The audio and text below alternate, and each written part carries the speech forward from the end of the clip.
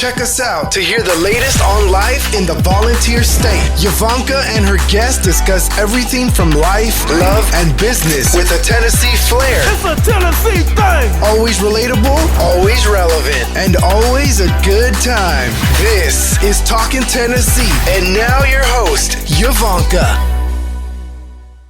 This episode is brought to you by the Landes team, your go-to real estate family in East Tennessee. If you are looking to buy or sell, we are the ones you should call. Give us a call at 865-660-1186 or check out our website at YvoncaSellsRealEstate.com. That's Yvonnca, YVONNCA, sellsrealestate.com.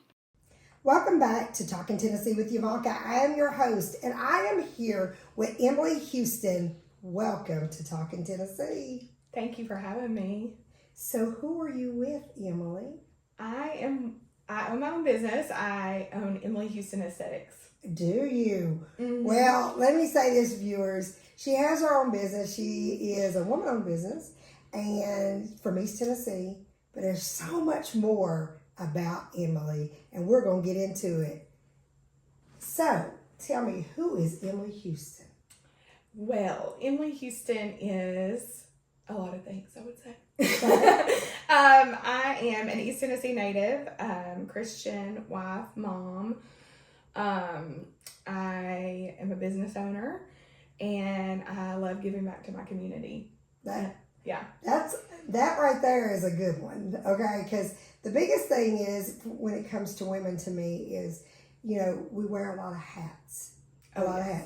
And we have to remember our community. Even though we're wearing a lot of hats, you have to get back to your community. And I will say this, viewers, I have watched Emily at different events, and I've always seen her with a smile on her face. And what stuck out to me when I read your story is I see this person and she always has a smile on her face.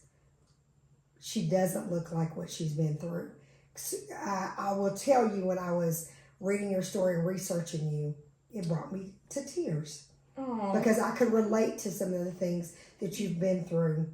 So let's go back and let's talk about, your journey as a woman, as a wife, a mother, and just being you. What makes you? What would you say makes Emily? Well, I wore this shirt today for a reason. It's Grit and Grace. Okay. That's one of my favorite just quotes, lines, whatever you want to call it. And it means so much to me because I think as a woman, if you have those two things, that is going to get you through life a lot better than any other thing. I even have it tattooed with my mom's handwriting. Like, it means so much to me, those two words. Grits and grace. Grit and grace, yeah. Uh-huh. And just being strong, because you have to be, because we're going to go through things. No matter who you are, you're always going to go through things. I agree. And then having grace, because people are going to make mistakes. You're going to make mistakes. People are going to make mistakes. So you need that grace to get you through every day. I agree. I think the biggest thing that men and women need to understand, making a mistake, all that is telling you what direction you don't want to go. Mm-hmm. If you really think about it, mm-hmm. It's like that light that went off in your head. Okay, I made this mistake. That's the direction God does not want me to go. He wants me to go a different direction. And I'm learning the older that I get is that mistakes are really needed. Because if you did everything right, God would not be able to use you. Exactly. You have to be able to make mistakes so God can get the glory out of your life. So I think the biggest thing with the grit and grace is, okay, grit, you have to grit and bear it. You have to sit and do some things that you may not be all happy about, but God gives you grace. You know? Absolutely. And then there's times that you can make those mistakes, and when everybody else thinks the worst about you, mm-hmm. is when God comes in, gives that grace, and He turns that around. And so let's talk about the elephant in the room, PCOS.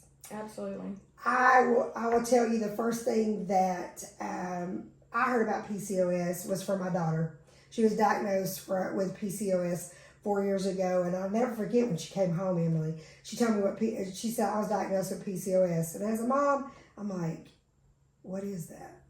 So I literally had to Google it. Mm-hmm. And she was at a time that Adrienne wasn't, I don't think she was mature enough to realize how serious PCOS is. Mm-hmm. And so I had to challenge her, Adrienne, if you have a condition, you need to know about it.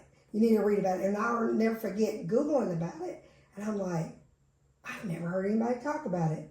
So please tell me, what has your journey been with PCOS? How was you diagnosed? And where are you at now? Okay, so PCOS, like we talked about, has come a long way, and I think there's a better understanding. When I was originally diagnosed, I was in college and had a lot of unexplained weight gain. Yes. I had pretty much been thin my whole high school career. I exercised, I ate right. And of course, when you get in college, you get a little freedom. You do a little That's true. This and that, yes. And you maybe don't eat things. Yeah, you don't eat the best. So I had a lot of weight gain between my freshman and sophomore year in college, and just could not. My mom was like, "What's going on? Are you okay?" Yes. Vanity as women is a thing. We can't deny that. So she, pushed me to go to the doctor and kind of get some things checked out because I was just very sluggish. I was very tired. I was sick a lot. And just overall not feeling very well at all. So I went to just a primary care doctor, and they were like, exercise and eat right.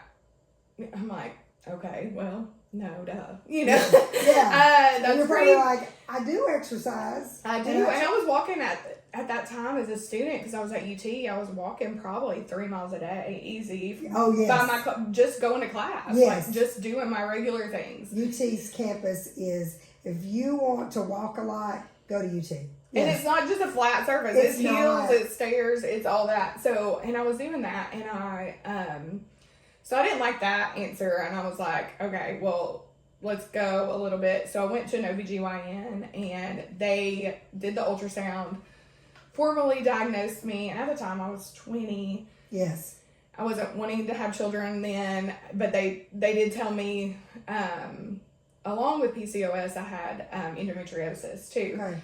So I kind of got the gauntlet of reproductive disorders, yes. And that explained between the PCOS and the endometriosis explained a lot of my very painful periods. Yes, my menstrual cycle was the worst. Sometimes to where I would vomit, just could not get out of bed. That was me. Yeah. So they then put me on birth control and metformin. So it was a lot. That's a lot. It was a lot for my body. For a 20-year-old to go on, I'll say this, metformin, I understand that is a medicine that was made to help a lot of people in different conditions, but I know I have 2 family members, one that's on it now, one that is not, and both of them have told me that metformin makes you feel horrible. Yes, and at that time, it made me extremely nauseous. And then with the birth control kind of doing hormonal things, yes. In your body, just was not a good mix. So I had to choose one or the other because I knew my body really just could not take both. So I stayed on the birth control, came off the metformin, continued to struggle with my weight despite all my efforts of eating better and exercising. It just continued. So I did eventually see a specialist and got some better answers, but still, there's just still not a lot of help for women that are going through it. Yes. So you had endometriosis at 20 years old and PCOS, and you touched on, pregnancy, that at the time you weren't looking for kids. But viewers, what I really want people to understand is PCOS has so many layers to it. And one of the biggest layers is infertility. Mm-hmm. I'll never forget our doctor telling me, I came in for my checkup, and I asked Peggy about PCOS and how can I help my daughter, that type thing. And Peggy told me she had PCOS, and she explained to me, she said, it is an uphill battle. She said, I can't say it's a battle that you can't win, but it's winning on trying to get it under control. She said, it's not something that you win and then it goes away, that type thing. And she said, you can't have children on it. And I know they say that it can be difficult to have children. Did you go through that at all when you decided you and your husband to have a child? Yes, definitely. We got married pretty young, right out of college. So, children were not on our radar at first. And then when we were ready, we had tried for like a year on our own. And then I had, Googled, I guess at the time, I don't know, whatever I did then. I Googled it and found fertility doctors in Knoxville and did my own research. And that's where I found Dr. Michael Duty. And I went to Michael Duty. He is a godsend. He's an amazing man, such a caring, compassionate man. Very. And two, on top of it, because I think a lot of doctors don't really understand it, and I feel like he did. And so that made me very comfortable with him. So yes, he helped us conceive our son. How old is your son? He is 12 and a half. Okay. And he is a man child. He's almost 6 foot tall. So okay. He's a big boy. And then he helped us conceive our second baby, which is our angel baby that we lost. And so he was, a godsend and definitely helped manage a lot of the symptoms of PCOS too, and alongside getting pregnant. So did the PCOS, once you got pregnant, did it affect you during the pregnancy? Tell us about that. I don't know if they really tell you that once you are pregnant, that some things, I was very sick with my son, very, very sick to the point where I couldn't even drink water without having nausea. So, they just never said, oh, this is because of PCOS. But I did have that. You just had a hard time. Had a very difficult pregnancy with my son. I actually had to be put on bed rest. He tried to come early. They never told me if that was a thing with PCOS either. I'm not certain, but he tried to come at 22 weeks. I had to have emergency surgery. Oh, wow. Was on bed rest for about 6 to 8 weeks. So, yeah. Oh, my goodness. So, how is your PCOS now? And I know that after you had your angel baby and that baby passed, how was that? How did that affect you? That was probably the biggest struggle of my life. We went 5 years off and on doing fertility treatments. We did, originally I got pregnant with Clomid, very low dose Clomid. And then I had to try Femara, and that did not work. We did IUI, which did not work either. I did IUI. Yeah, so we did everything aside from IVF. Spent thousands and thousands of dollars, lots of years, and it just affects your mentality. And then at that time, it was a struggle for me because so many people around me that was when like every friend I felt like was getting pregnant. Like I felt like I had a baby shower invitation every other week, and I'm like, I agree. And not that I don't want to celebrate people, because I do, but it got to the point where it was very difficult for me to go and see other people pregnant. Well, I know when I went through it, my doctor told me, he said, Yvonnca, he goes, you're really, most women resent other women because they're being able to have a child when you can't. And he was like, I never had that feeling. Did I have the feeling of, God, when is it going to be my time? Mm-hmm. I did have that feeling, but he said a lot of women go through a deep depression with infertility, and especially because it does feel like when you're going through it. Everybody and their mother is pregnant.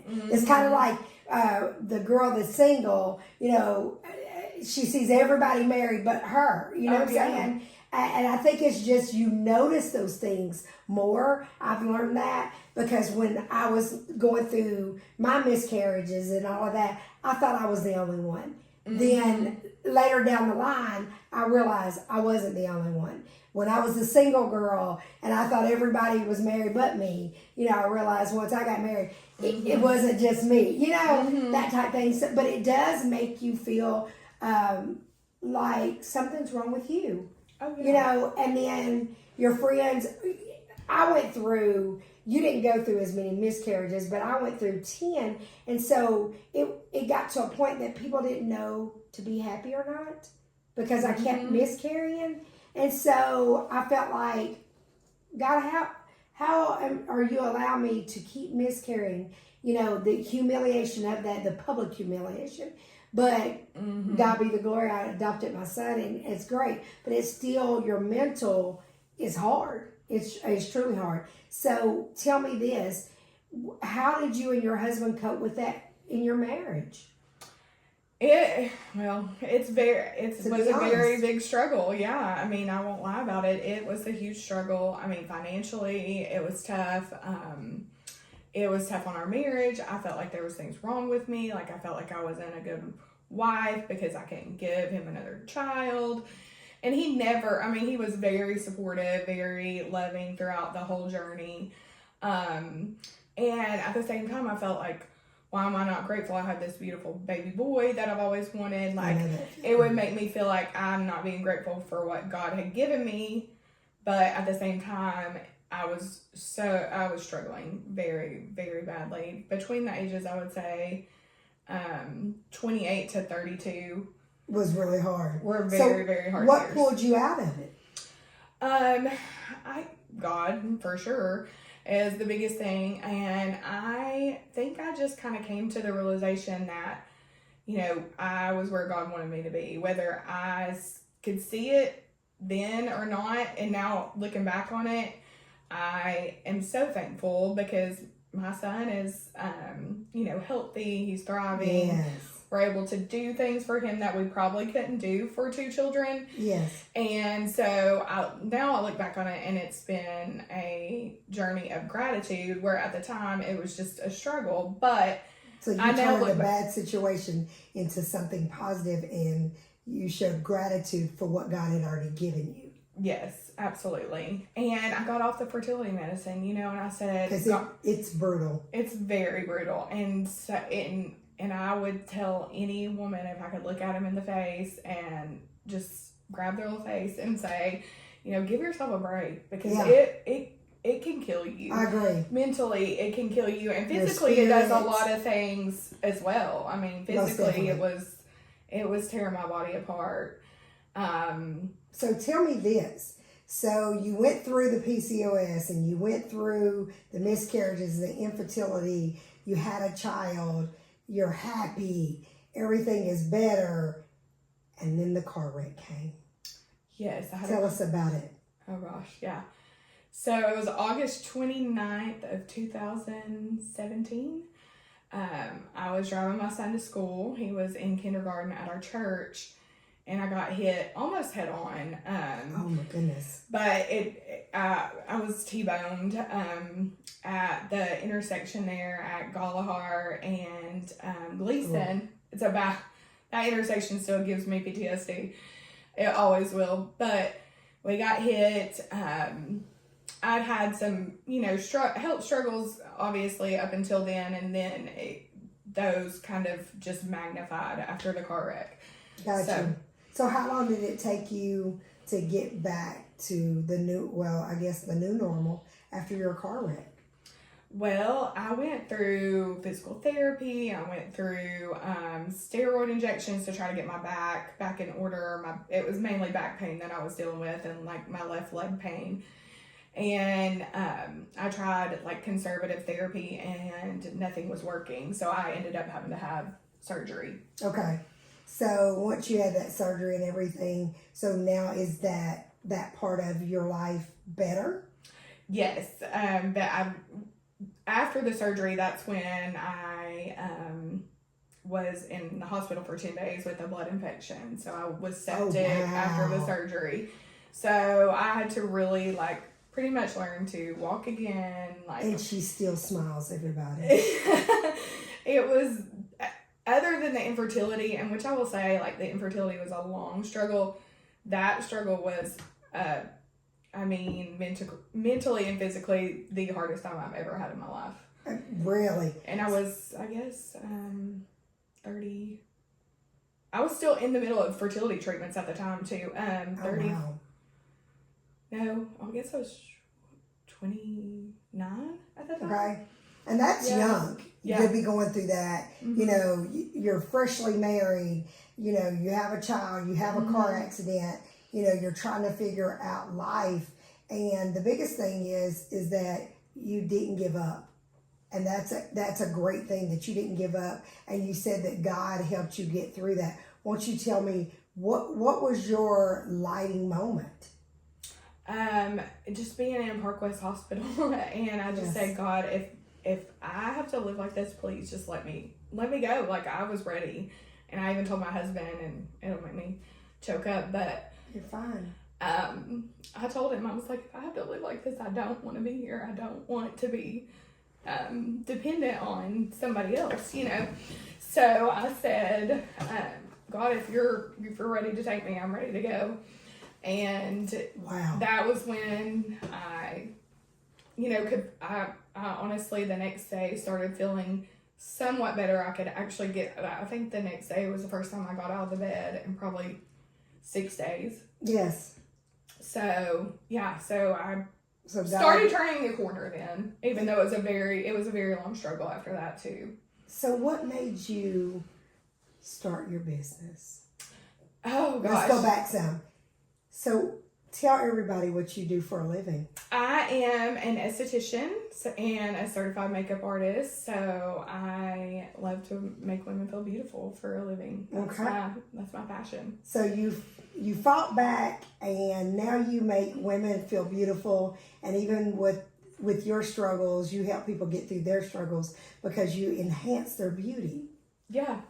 So you basically turn pain into purpose. Right. Okay. So tell us about your business. Well, I just started. I have a suite in Hearn Valley at Hearn Valley Suites, and I do a host of facials, dermaplaning, waxing, spray tanning, makeup, lash lifts, all kinds of, it's... Oh, really? Okay. It's fun every day. It's fun every day. And so I will say this. The owners of that suite, I love both of them, and I think they're amazing. I don't think you could have picked a better place to be. You know, I don't know one of the owners as well as I know Terry Smiley. I can honestly say from the moment I met that person, she has been such a godsend to my family. She always lends a hand.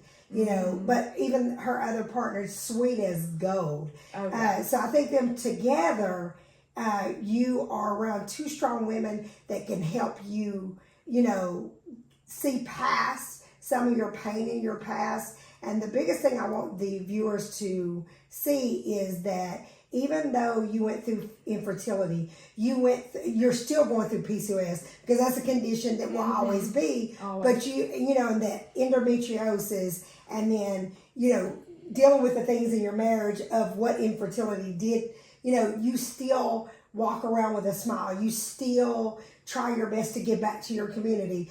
Everybody, she's over here before we even get on here. She's already saying, you know, I'll do this for your blood drive and do that for your blood drive. That's a giving person.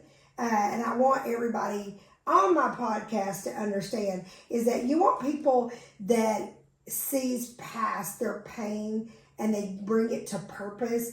And that's not always easy. I don't want my viewers to think that it's easy, but I will say that your story is going to help so many people because you're saying, hey, look, I went through all of this and I'm still going through some things, but I'm living. Because I can't imagine laying in a bed saying, God, if I got to live like this, I don't want to live. And look at you now. Look at what you've done. When did you start your business? I went to Tennessee School of Beauty January through August and got officially licensed September 3rd.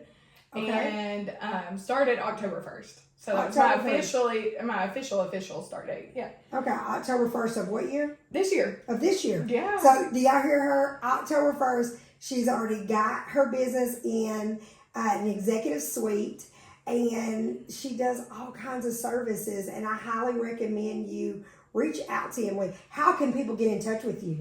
They can get with me on Instagram. It's Get Glam with M. And Get Glam with M. Yeah. So is there a number that you want to give? Oh, yeah, my phone number. Yes. Yeah, it's 865-679-1279. And your suites are called? Hardin Valley Suites. Hardin Valley Suites. Emily Houston is still living, thriving, and doing it well with a smile on her face. So I highly recommend you try her out. And I always understand that no matter what, even when you see a woman smiling, you don't know what they've been through. Have compassion, have empathy, and help a woman be more confident in them. Is there anything last that you would like to say, Emily? That was great. Y'all are wonderful, by the way. Thank you. Just, always believe in yourself and stay positive. Like if you can see the good in a situation, even when it's the worst situation, it will serve you so much. So much just greater. Through everything. Yeah, I think a lot of times, on my social media, I tell people that I live a positive life. And when I say that, it doesn't mean that I don't go through things. I just try my best to, whatever I'm going through, to find some kind of positive in it. Because my mother always said when I was a kid, Emily, is going things positive. 9 times out of 10, when you come out of it, it'll be positive. But if you go in things negative, no matter what you're dealing with, marriage, children, business, whatever, you have to have a positive outlook, and you can't give up no matter what you're going through. Mm-hmm. Absolutely. And don't dim someone else's light. Exactly. That's the biggest thing, is don't dim someone else's light, and know that Emily's right here in Knoxville, Tennessee, that she has a business that you want to go out and try. Tell them again one more time how to get in touch with you. It's Emily Houston Aesthetics, and it's at Get Glam with M on Instagram, and my phone number is 865-679-1279. Thank you so much for being here. Thank you for having me. Tune in every Friday to Talkin Tennessee with Yvonnca. I am your host, and I am here to bring the most empowering stories and to inspire you to be your all. Bye, guys. Thanks for listening to Talkin Tennessee with Yvonnca. Watch out for our weekly episodes from the first family of real estate, and check us out on the web, www.yvoncasalesrealestate.com. See our videos on Yvonca's YouTube channel, or find us on Facebook under Yvonnca Landes, and Twitter at Yvonnca Landes. And don't forget to tell a friend about us. Until next time, Yvonnca signing off.